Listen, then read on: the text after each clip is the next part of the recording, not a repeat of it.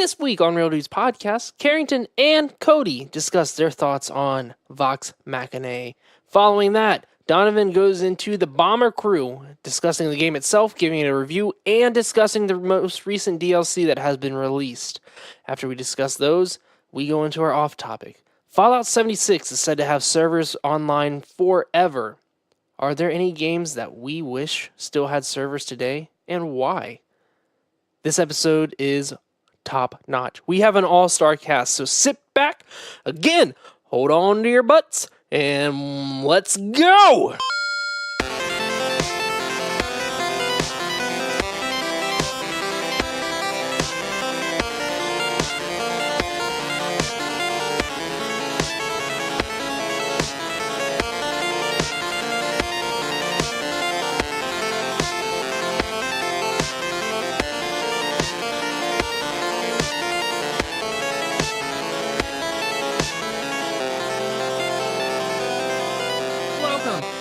Podcast, the greatest indie gaming podcast of all times. Prepare your minds, your hearts, your souls, and your butts for this episode, people, because we've got the all-star crew. I thought last week we had an all-star crew, but this week we've got an all-star crew. That's two all-stars. Sorry, last week's all-star crew. So I'm going to go ahead and introduce everyone. Alphabetical order, last name first. We've got Reiner Andrew with us. Hi. Hi. And then after him, I'm trying to think of this in my head here. We've got Martin Karrington. Hey. Martin Donovan. Sup? Ha Phil. Oh. I should have said Chef the Phil, which then... I don't get a last name? Well, Chef the Phil. It's Chef. What? Okay. And then Bachman Cody. Hattie. Guys, gotta say it is awesome having everyone on here, including Reiner and Phil. You both have been on here at separate times. We've had the chance to talk to you all, and I feel like this is just gonna be a little bit more laid back than the initial interviews, or whenever we have Phil, we try to be as formal as we possibly can. I'm just crashing this party. Yeah. So you Wait, can just... what? Our interviews are formal? I wear bow ties and everything. Yeah. I don't know what you got. Yeah. I actually put pants on. I'll put my pants back on.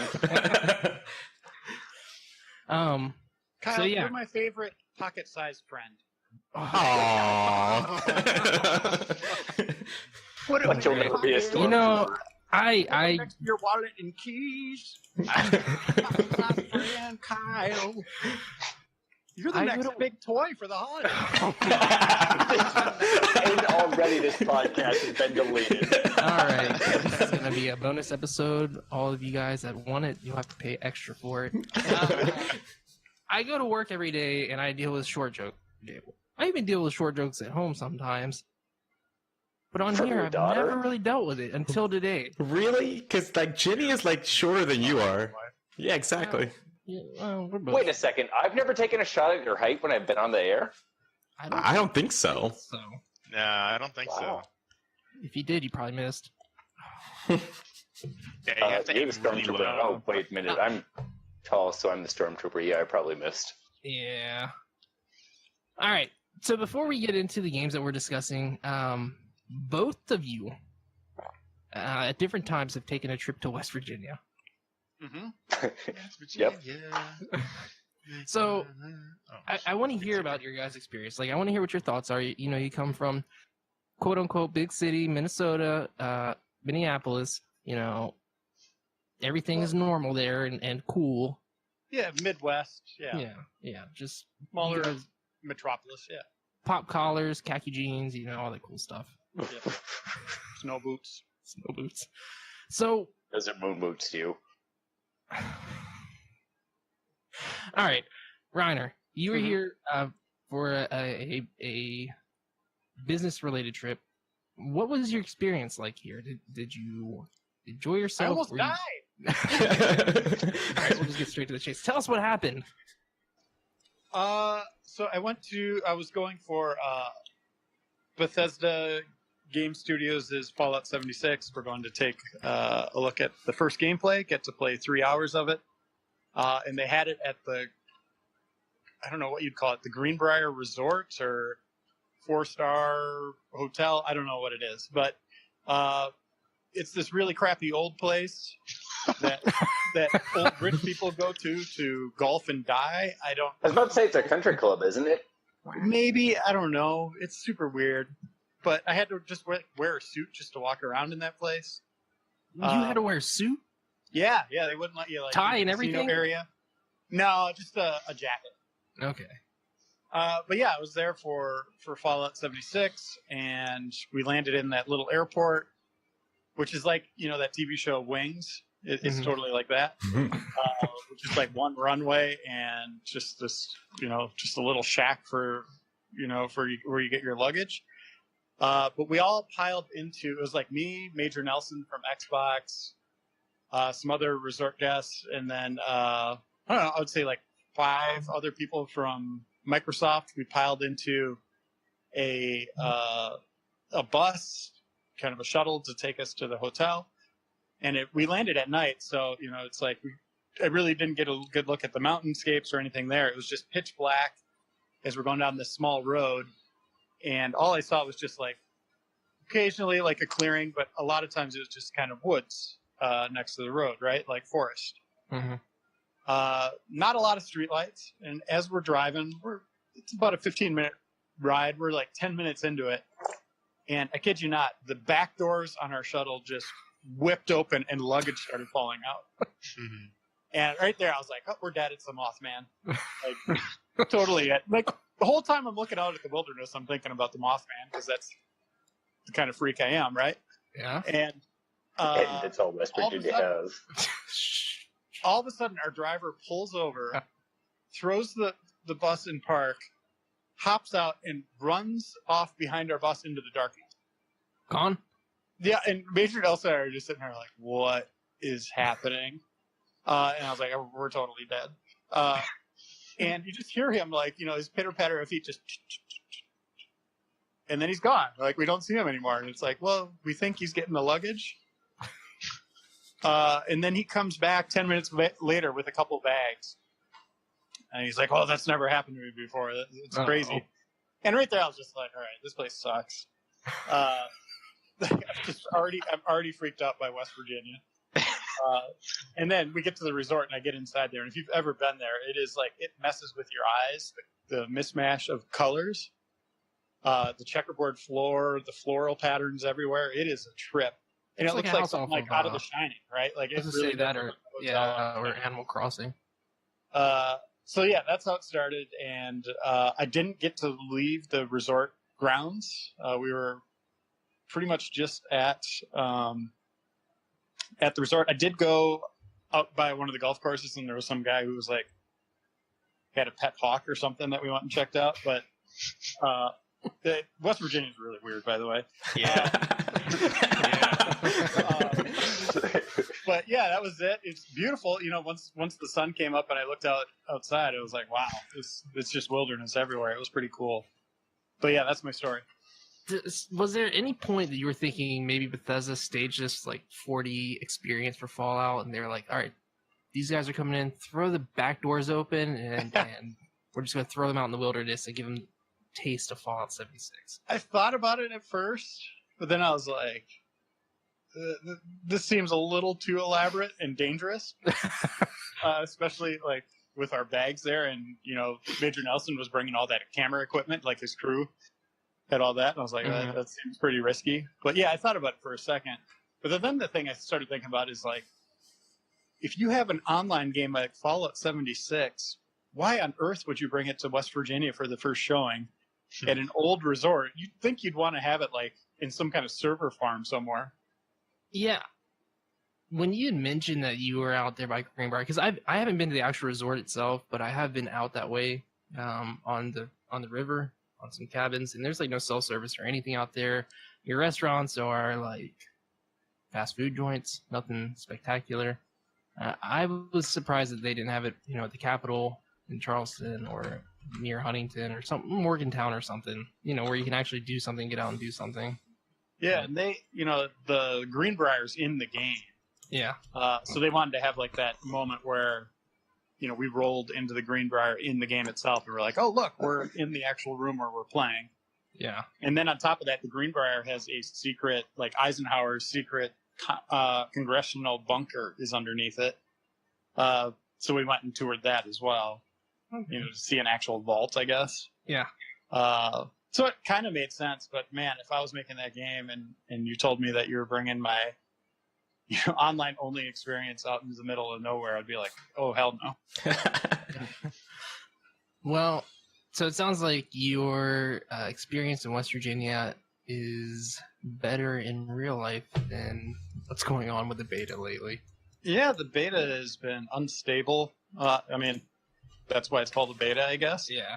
So hopefully when it launches on November 14, it's in better shape. But yeah, it's been rough. Karrington and I played, what was that, yesterday or 2 days ago? Yeah, it was yesterday.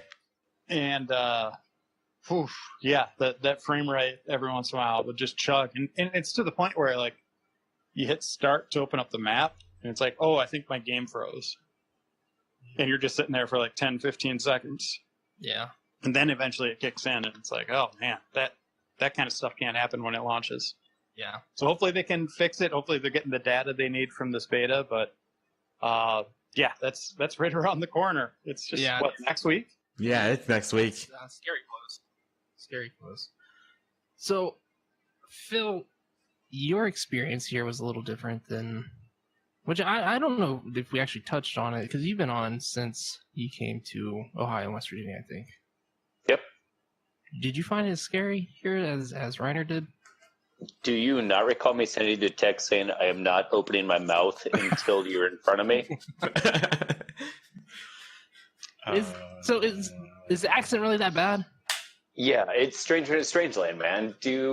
So you and I went and grabbed lunch/dinner at Oscar's? Yes. And there was that dude that got done with work and sat down next to us, who was just on a mission to get his buzz on. Yeah. Who was very heavily accented, as was everybody in the Target that I stopped at, because I unfortunately forgot to bring a toothbrush with me.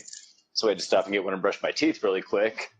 And even just walking around that Target, like, I could just hear the fact that, like, when I went through the checkout line, I didn't open my mouth, man. Like, I self-checkout, didn't talk to a single person because the accents around me were like, I'm going to die if I say anything around here. This is not a place for long-haired, middle-aged white dudes to be hanging out. Wait, hold on. How many days into your trip were you before you realized you didn't have your toothbrush? One. Okay. I was going to say, West question. Virginia and Minnesota, that's a hike. I cover a lot of ground. I remember Kyle forgot his toothbrush on his way up to Minneapolis. Did I? I don't remember. Yeah, we stopped by that weird gas station in Wisconsin with all the cheeses and meats. Yes, I did. I did forget that. Yeah. Yep. Wow. I had a thought and it just left. You're welcome. Thank you. You're pretty good for that too, Kyle. I am. Man, it was a good point too. All right. Anyways, it'll come. You know what? It probably won't come back because the last time I said that, it never did. But I'll also reiterate the fact of what Andy said. Like, West Virginia. Put them in your pocket, man. Rolling hills and trees everywhere. Like, absolutely beautiful to drive through. But I stopped for gas. I couldn't even tell you where in West Virginia because I was just following GPS. And I went to the gas station and again was moderately terrified to be getting out of my car. It all worked out, but like super pretty landscape. But the people are, those accents, they scare me. Just throw you off completely. Yeah, a little bit. But hey, I saw the Mothman statue, so we're good. And So we're that- in the museum. I was going to touch on that. Let me go ask ahead. you a question. Like, you guys playing Fallout 76, is it cool seeing West Virginia like that? I haven't spent a lot of time with it other than going to Camden Park, and I saw the Capitol building in there, but I haven't spent a lot of time. I think it's cool playing a game that's based in the area that I live and seeing the stuff that they put in there. Like a big thing here is hillbilly hot dogs, and I drove right past there. they have it in the game, but it's renamed to Hillbilly or Hill Folk Dogs, and it's similar. Like there's a bus attached to the back of it that you can go back and sit and eat, and everybody draws on the walls.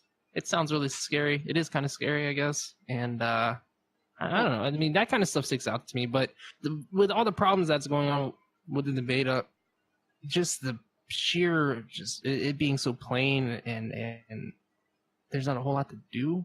I mean, that kind of scares me for playing the game longer than a week.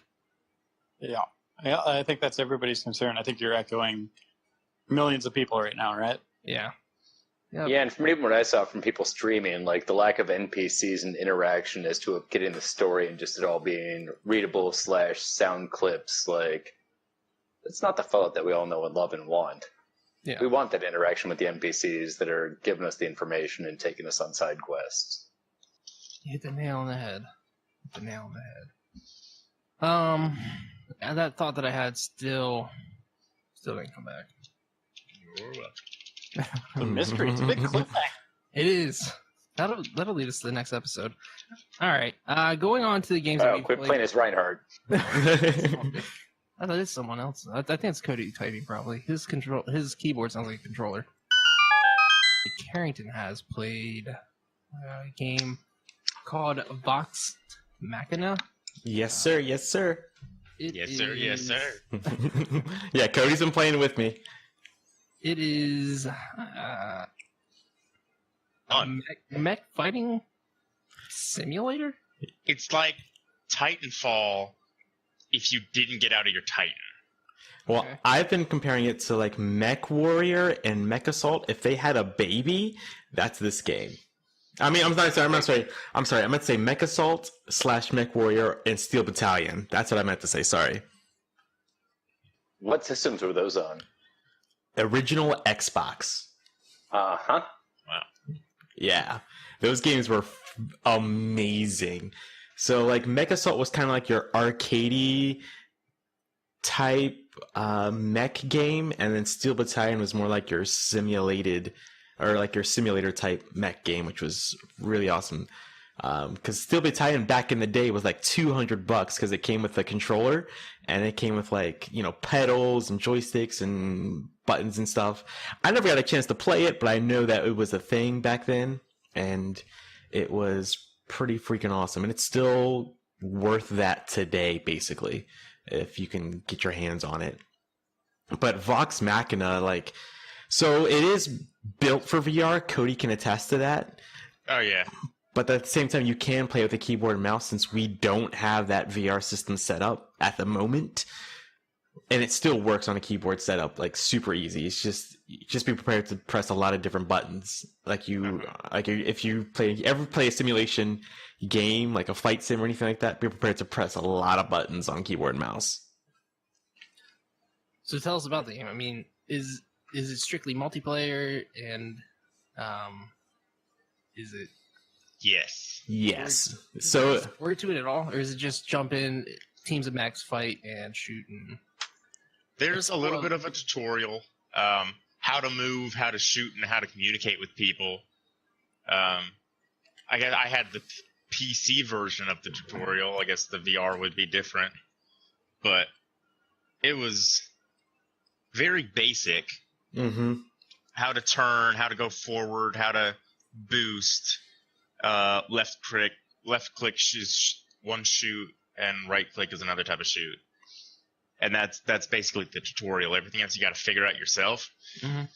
But those are basically all you need. It's just you're spamming a lot of different keys at the same time. Mm-hmm. Because you're a giant mech that's floating, and then you're landing, but you're still going in the one direction, but you want to go the other direction, so you have to counteract the boost of the movement. So you're going one way, you have to counteract it the other way. It's really cool. It just takes a while to learn. Carrington? I was watching you stream it earlier today, and from the way that it looks, there's not a whole lot there's not a whole lot going on with the heads-up display, the game HUD itself. No, there is pretty much nothing. Everything that the mech gives you, so you have like in your top left corner, there's a small screen with an AI. She might give you some small updates, but also that's where if your teammates are talking, that's where you'll see them pop up, which I think is really cool. It's a fun feature. Oh yeah, for sure. Because earlier today, me and Cody were playing, and someone had their headset like on the entire time, and people were like, you have your headset on. And then it took them a couple of times. They kept saying it over and over. You have your headset on. Your headset's on. And then they finally caught on like, oh, I'm sorry. I'm using something different, a different setup than I normally do, which I thought was pretty funny. So when a person is talking, you see their avatar in game, which is a lot of fun. And their mouth moves as they talk, which is, I think, kind of weird, but kind of cool at the same time, just to kind of add to the whole thing. And then other than that, you have like your fuel, you have a heat gauge. So when you're finding your weapons, your heat goes up. So you have to manage that while you're playing. And if you look, you can look around in the cockpit with the mouse. So you have your radar in your bottom left corner. It is so weird. So you got to look down that way every time you want to see the radar and look at it while you're playing this game. So when Space Bullet Dynamics Corporation is the team that developed this game. When I saw this game, when they sent us the code for the game, I thought this was right up your all's alley. For sure. Yeah. The type of game that you guys would definitely enjoy playing. What about this game do you love, and do you think that would appeal to other people that play games? So first of all, like the game, the way it looks is incredible for an indie game. And I think there's only 3 people that work at Space Bullet Dynamics Corporation, according to their website. So for 3 people to develop this game is insane. And I think Cody can attest to this. Like the way the game looks, it's on par with your better looking games, your AAA titles and stuff like that. And there's enough. So there's different kinds of mechs. There's 5 different kinds of mechs you can choose right off the bat. And each one feels different enough so that way you don't feel like you're, basically playing the same thing over and over again. Each one has a different role. And like Cody enjoys the sniper type one, which is called like a driller or something. I can't remember what it's called. And I enjoy that. The drill. Yeah, and I enjoy the heavy mech. And they both move different. They control differently. So each mech is definitely different enough so that way you're not you don't feel like you're playing a copy of each one. So touching on that, I was a big fan of the Armored Core series. Those games, the thing that appealed to me was being able to customize your mechs, change out your guns, your weapons and stuff. Are you able to do that in this game, or are you just set with the classes that you pick, one of the 5 classes that you pick? So I didn't really experiment too much, but you can mess and customize each mech with each loadout as you feel fit if you want to. But there's also like preset classes with their different loadouts if you want to just kind of just hop in and play if you want to. And I found that I was going to say real quick, I just find that satisfying enough for me personally, just hop in and go. Cody? I wish there was a way to customize your cockpit. Like for VR mode, I understand looking around builds you into character, but on PC, having to look way bottom left to see your map, but that then takes away from everything else you see because you can no longer really see your outside window. Yeah. So it just makes it a little difficult to play all that around. So if you could customize that a little bit, I think that'd be neat. When you said customize, the first thought that came to my head was dice dangling in the front of the, Oh. You're even here. Like some solo stuff. Yeah. Solo dice. So it sounds like, it definitely grabbed your guys' attention. It sounded like you had a lot of fun with it. Before we find out what you scored it, as far as the levels go and the environment, did you find it repetitive? Did you find they had a good variety of maps for you to play in? So I'll say real quick, there's 3 different game modes within the multiplayer. There's like Team Deathmatch, there's King of the Hill type thing, and then there's like a capture the command points type mode. Each one has a different map, but they are kind of bland. The environments are, because it seems like each one takes place on Mars, because it's got like a reddish tint to it, kind of deal to it. So there is that. That's probably my only negative to the game, though, besides not having a campaign mode. Okay. So, Vox Machinae. Mm-hmm. Space Bullet Dynamics Corporation. Pick it up on Steam for $24.99. Karrington, out of 1 through 10, what would you rate this? I definitely give this an 8 out of 10. 8 out of 10. Agreed. 8 out of 10. This is a good fair rating. If you were browsing on Steam and just looking around for games and you saw this and you saw it for $24.99, would you feel that that is a fair price for the game that you're getting? Personally, yes, because the game modes are exciting, the community is super helpful and hilarious, and Cody can attest to that. Yeah. And personally, as a huge Mech Assault fan, I've been like itching for a really good mech game, and this really hits that, scratches that itch. Moving on.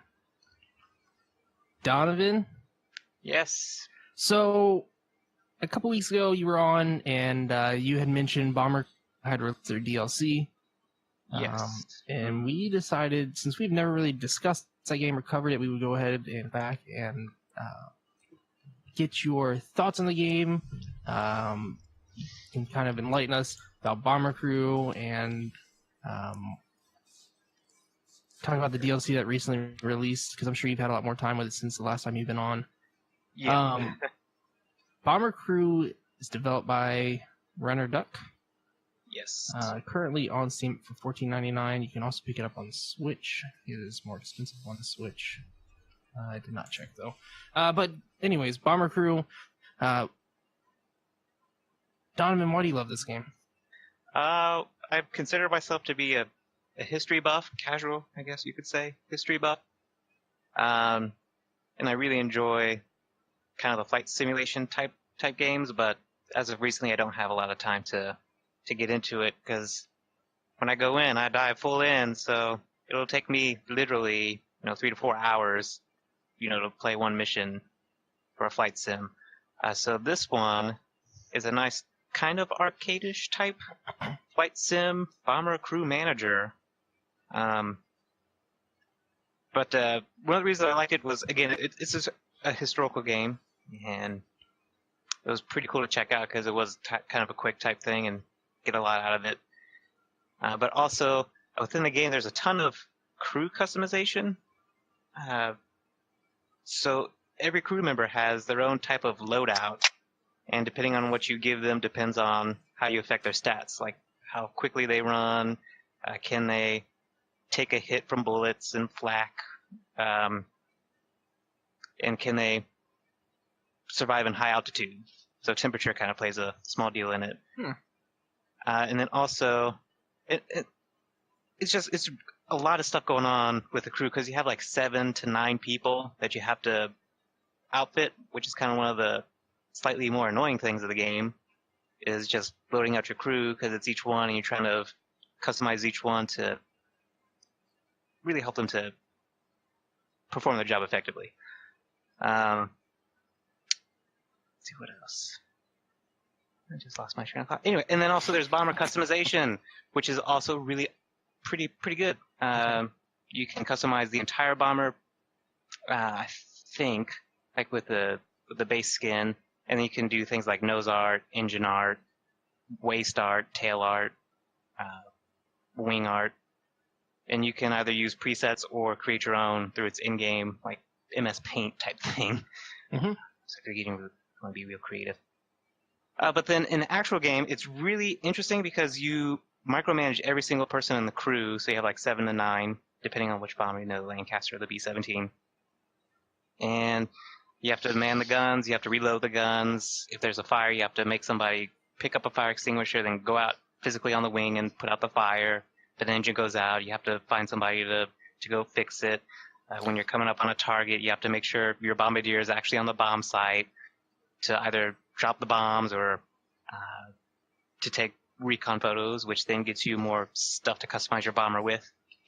And also, missed about the bomber customization features, you can upgrade like every single turret, and you can upgrade your engines, and you can upgrade your armor. But the trade-off is the more upgrades you do, the heavier the plane becomes, and there's a weight limit on the plane. So you can't have the most souped-up plane, like you can't have the most armor and the most turrets, or else it's going to be too heavy to fly. So you have to kind of figure out your own way of surviving the mission. So by looking at, I was just going to say real quick, by looking at this game, it has that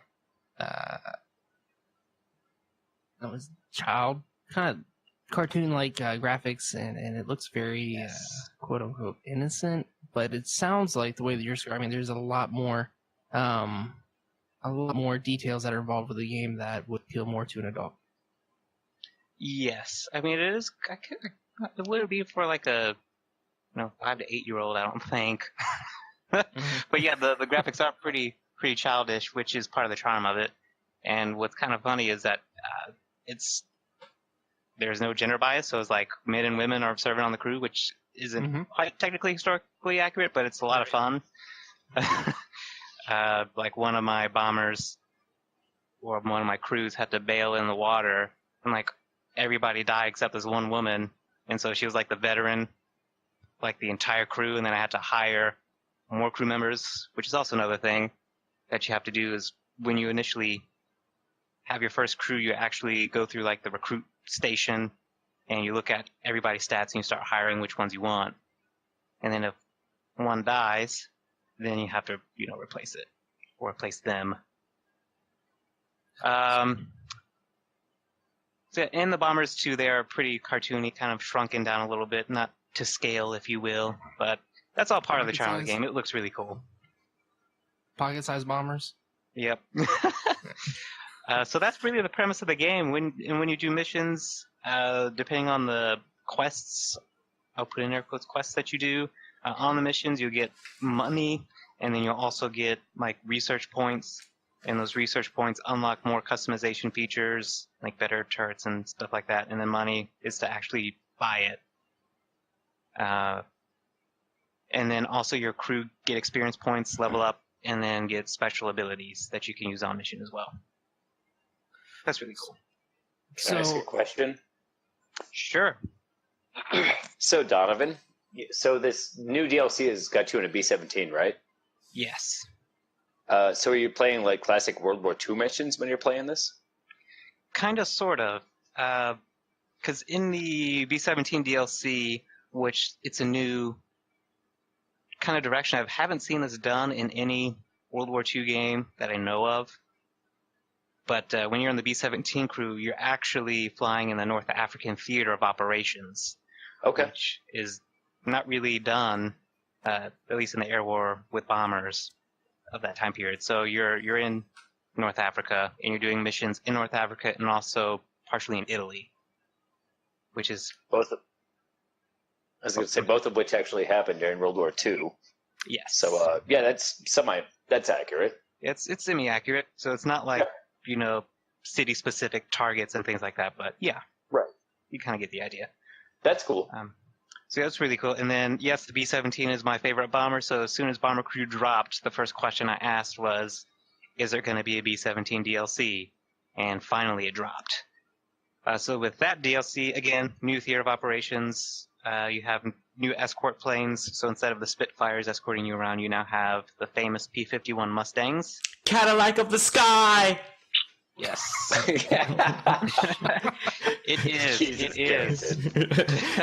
I mean, it's one of me and Donovan's, we love that movie, Empire of the Sun, and that's a line from the movie. A very young Christian Bale, if anyone's interested.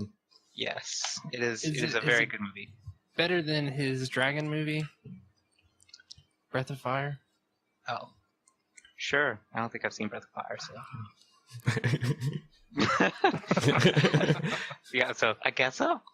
But yeah, so that's one of the features, and along with it, when you do missions, there are enemy aces that serve as the game's bosses. So depending on the mission area, there'd be like a suspected ace that's in the area that you're supposed to look out for. When they attack, they have their own personality types and their own special, unique abilities to try to kill you. So that's a lot of fun. And if you shoot them down, then you get tons of points. Is this DLC the first introduction to bosses, or is that? No, the base game has bosses, yeah. And yeah. Another one of the great features that I do love about Bomber Crew is the damage model. So when you get shot or when explosions happen near you, there will be bullet holes exactly where you got shot. And they stay there for the duration of the mission. And if a spot gets hit too much, then bits and pieces start flying off the plane. So like ailerons, elevators, rudder, that all falls off. Bits of the wing fall off, which is amazing. Engine parts fall off, which is hilarious. Especially when somebody tries to fix it and it blows up and then they kind of fall off the plane. So, to their death, of course. But yeah, it's really cool. It's a really great game. I recommend it. It's got a lot of neat little details I didn't really cover. Like there's the pilot who has specific tasks that you have to do. You have to tell him to take off, raise the landing gear, lower the landing gear, land. You have the engineer that monitors all the fuel systems and how the health of each engine. And of course, they do well at repairing stuff. There's the navigator that's pretty self-explanatory. And then there's the radio operator who operates the radar to help you tell where potential enemies are located. And then you have to use your little spot tool to actually spot the enemy aircraft for the gunners to start firing at it. And then you have the gunners that do pretty much what you would think. Shoot stuff. Forgive me if you mentioned this before, but the more that you talk about it, it sounds like more of a sim than it is like I don't know, airplane like dogfighting type game. Like, yeah, I guess kind of more of a sim in a way. There's a lot of micromanaging. Sounds like. Yeah, tons of micromanaging. Okay. Tons. So it gets really hectic when you get later in the missions because you're constantly moving people around, trying to make sure your aircraft isn't on fire, that your engines are working and things like that. Fuel management. But it's all done in a very simplistic way, so it's not something that takes forever to play just one round. Okay. So they give you a pretty good tutorial on how to use all these systems, and then it kind of throws you into the fire. Yeah. What kind of crowd do you think this game would appeal to? Well, for myself, anyone who's interested in flight simulation and flight simulators, this is a good, nice change of pace. You don't have to go through manuals just to figure out how to turn the plane on and, learn about the theory of flight and all that good stuff. So it's something that you could jump into if you're a veteran and you want to just kick back, kind of play something a little more casual than what you're used to, like, say, the DCS series or the IL-2 series. So that's a nice step back. But for those who are wanting to get into it, it's a really good entry point to flight simulation and crew management. It's really cool. It really applies to anybody who wants to really try it. Anyone who's interested in flying, or anyone who's mildly interested in history, it would appeal to those people. I would say that for some, the art style, the game style may throw some people off, but once you get into it, it's okay. You'll get over it. Cool. And two things. One, it is $15 on Switch, and then secondly, Breath of Fire is a game. I'm gonna clear the air here, and the movie I was talking about is Rain of Fire. So, anyways, talking about Bomber Crew, what would you rate this game, included with the DLC? Including with the DLC, I'll give it a solid 9.5 out of 10. Wow. It's a solid game. I mean, there's a ton of content in there. I mean, a ton of content. You get attached to all your crew. You can name your crew and stuff. It's really neat. And when your crew dies, it's really heart-wrenching. Permadeath? It is permadeath. Okay. If they do not live, they're gone. So that's one of the better level and everything. One of the better games you've played this year. Yes, it is. It is one of the better games I played this year, out of the very few. I will have Yes, to it check it is. out. It's a lot of fun, Sweet. especially for the price. It's really nice to get into. We should have done this earlier because when the DLC dropped, they had like a half off for the whole weekend, so you got everything dirt cheap. But, Oh, really? Oh well, man. just wait for the Steam winter sale. So that is Bomber Crew by Runner Duck. Yes, solid Um, game. A lot of stuff. There's a lot of things I didn't even talk about, so it's just got so much going for it. My name is Katie Cakes, and I am the host of Cake Bites, a podcast adventure through gaming history. I am just inviting you to come along with me on that journey while I interview people who have worked in and around the industry for the last 30 plus years to learn about their experiences and their perspectives, to learn more about an industry that is continuously evolving. I hope you guys will join me every 2 weeks when I release a new episode of the show on all major podcasting platforms. You can learn more about the show at cakebites.com.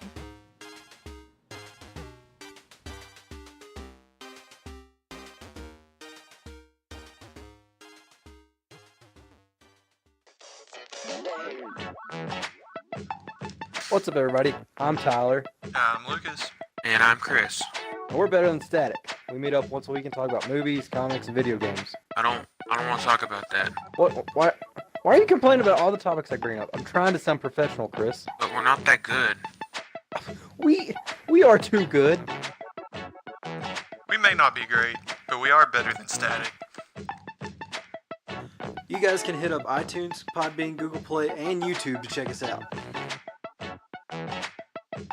So, I'm glad you guys listened to those ads that we played. I'm pretty sure you probably loved them, and if you didn't, I'm sorry you had to listen to them. They were short ads. It's fine. Short ads. Very funny, Phil. Very funny. Is that meant to be a short joke, or did you just take it as one? I took it as one. It's such a short I'm very defensive when I hear short things. You get that ginger rage going. Gingeritis.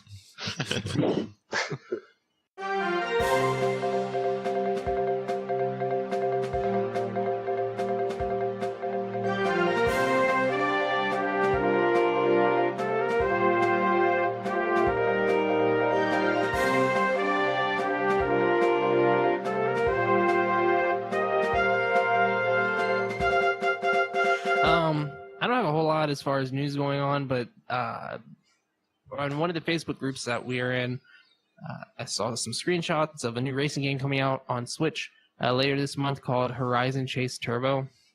It's a throwback to the old Rush and Cruis'n USA and the old racing games. So it is releasing November 28th, and it is something that I'm excited for. I have very fond memories of playing Cruis'n USA in my friend's basement for hours. So keep an eye out on that. Also, guys, Smash, Nintendo Direct showed off some more Smash, showed off some good characters. I was changing my oil while that was going on in the car. So I got to catch a little bit of it. Is there anything from the Direct that you guys are excited for that you saw? Is there anything that let you down? What do you think? I must say, Sonic trying to save Pikachu breaks my heart because everyone's dead except for Kirby because he's the man. Sonic saving Pikachu and everyone's dead. Then that's what's to be expected in the Smash. Yes, the story mode ish kind of thing. Yeah. Yeah, there's a CG movie, and it's like the director, whoever made this CG movie, like just got out of a screening of Infinity War and was like, "We're doing that." So it's like every character's like getting zapped and dying. Okay. Oh, Like never mind. Pikachu? I did see that. I saw it on. I saw a GIF of it, or not a GIF, a Instagram post of it, and it's Thanos snapping his finger, and then everyone's dying. That's pretty much what the cinematic is like. I think for me personally, that was the only like big thing that surprised me. There were a couple like character announcements and things like that, but other than that, there wasn't a whole lot to the whole Direct, at least in my opinion. Yeah. Yeah. I didn't find anything super interesting about it. I am excited to play online against people. I haven't played a Smash game, like invested time in a Smash game in a long time, probably since Melee. And this one I am super excited for, and just I tell you what. So one of the big things that I was excited to see is that you start out with the original characters from Smash 64, and then throughout you're playing the game, you unlock more and more characters. So I think that it's cool to be able to work and progress to unlock these characters, which I think the Smash before this, everyone was unlocked. I could be wrong, but I think a lot of the characters were unlocked. So yeah, I'm excited for that.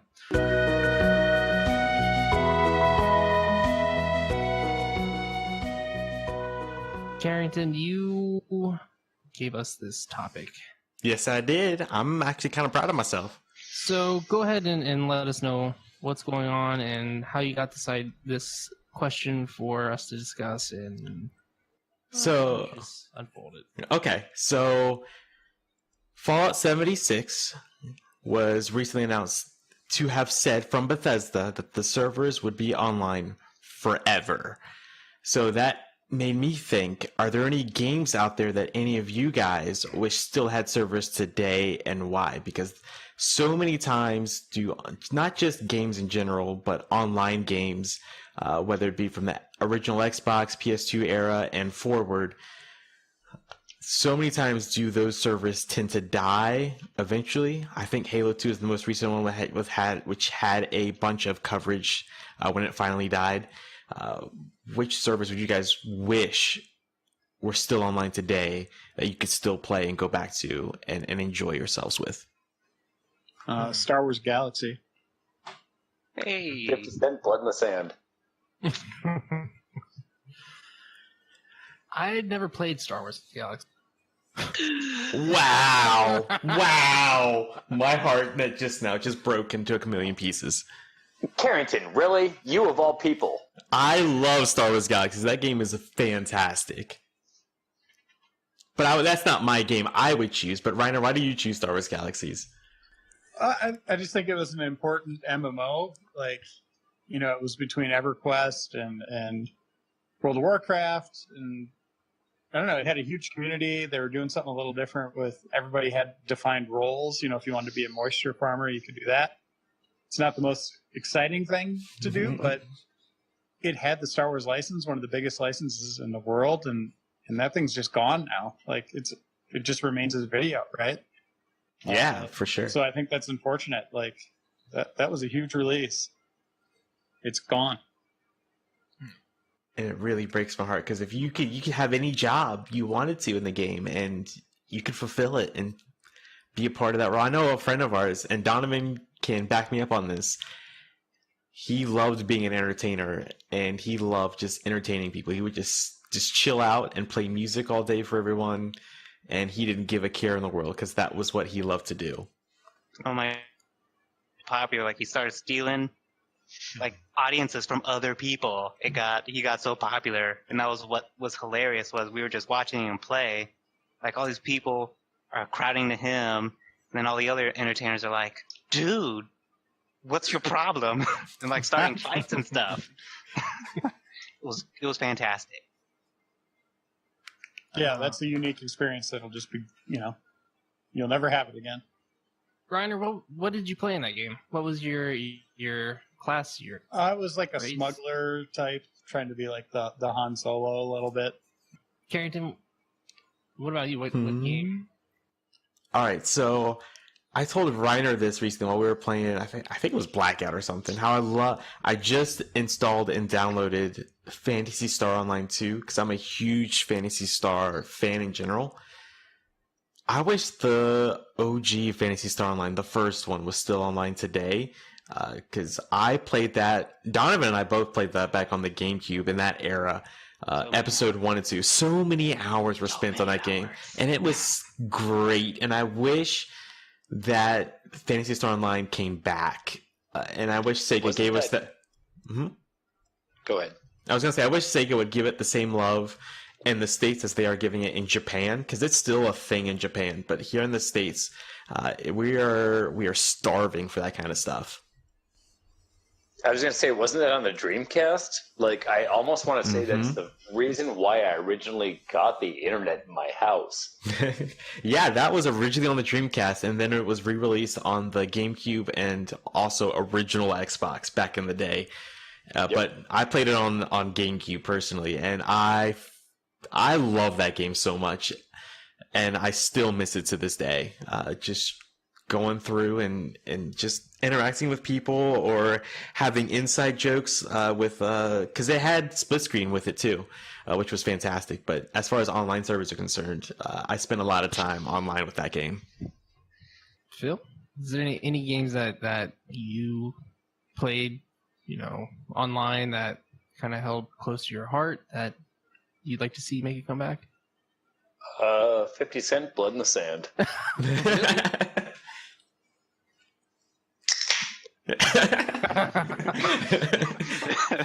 Is there a part of you that just grew close to that game, or are you? Have you never played 50 Cent, Blood in the Sand? No, I have not. Andy? I mean, Reiner? What? 50 Cent, Blood in the Sand. Tell these guys about how awesome that game is. Yeah, underappreciated co-op shooter. Just insane Fantastic. amounts of action. Chaos. Yeah, it was super fun. And it was like something you could beat in like 6 hours. Oh, that's not bad at all. Yeah, totally great. Did the fact that 50 Cent was in the game, did that distract you at all? Not at all. Like, the game was so flipping bad Mario coin that, like, it was just a lot of fun. Was that for the 360? No. Yeah, that was 360. Okay. Yep. No, that was 360. Interesting. Cody, is there any games that you played growing up? Any online games that had shut down previously that you wish you could see come back? There's one, but I don't remember it. Seems to be running hell of a thing for game. No, I don't remember the name. Well, what was it about? I don't know. Hold on, I'm looking it up. Ask someone else real quick. Donovan? Yes. Okay. Yeah. This one, this question took me a really long time to figure out what game I wanted to come back, because I wasn't that much of an online gamer. Yep. I'm more that single player type experience. So multiplayer is not the best thing for me. However, there are a few that I do enjoy. And one that I really enjoyed back in the day, Karrington, you will know this game when I drop the name. Uh-oh. Cal Ripken's Real Baseball. Yes! Oh my gosh, yes! Yes. An MMO baseball game where everybody had to play a position. Like, you had to have everybody out there, or else the game would not work, which is part of the problem. But it was still a lot of fun. And you had your pitcher, everybody had the baseman and the shortstop, and then all your outfielders, and then you had your 9 batters. And it was a whole co-op experience. Oh my gosh, it was so much fun. And also because this came to mind because I've been playing a lot of MLB Power Pros from 08. See, Phil and Ryder, I told you that game was amazing. You don't understand. People think that, the show is the best baseball game around. That is false. MLB Power Pros. I'll give MVP the nod over Power Pros any day of the week. And if EA still had the license, I would imagine, due to the way that they treat FIFA and Madden and NHL, that they would still have that same type of gimmick where everybody would have to play their own position, and you could form a team of 10 or 9. Yeah. But anyway, yes, that was Cal Ripken's Real Baseball. It was also a free-to-play game, so that made it amazing for the time because I had no money. Huh. So it was amazing. It's back in 2006. That still blows my mind that there is a MMO baseball game. Yeah. But that's the way all EA games are now. I guess so. Well, yeah. You can do I don't know how to put it. I haven't played sports games recently. Andy, what's the name of the gimmick in the EA games right now? I want to say Road to the Show, but it's not Road to the Show. It's like Well, it's different for each game. So, but where you just play your position in your character or whatever. oh, I can't remember. I know. Strictly Drawing a online to do complete that? blank right now. Oh yeah, definitely. Oh. And they've all got it too. So like someone plays quarterback, someone plays wide receiver, Yep. someone plays first base, Yeah. second base, third base. Around. Yep, delete this part. To hell with it. That makes Just- sense. just completely brain farted like Kyle. That happens a lot. Cody, did you think of? Nope. Okay. Yeah. Wow. So, Anyway, yes, that's my game. I'm not Covered 100% in sure. Baseball. Bring it back. I'm assuming that the original Monster Hunter back on PlayStation 2, the servers are shut down for that. I would be surprised if they weren't. But that was a game. And I know we have, Monster Hunter World and Generations and everything now, but that game kind of opened my eyes to online gaming. I feel like that was one of the first games I've spent a couple to few hundred hours playing and really just diving into it. It didn't just, received alright scores, but anyways, that's it. That's all I've got for this episode. Wow. We finished. Be a Pro, I think is what it was called. What is it? Pro. Be a Pro. Be a Pro sounds right, yeah, because I remember NHL had that. Yep.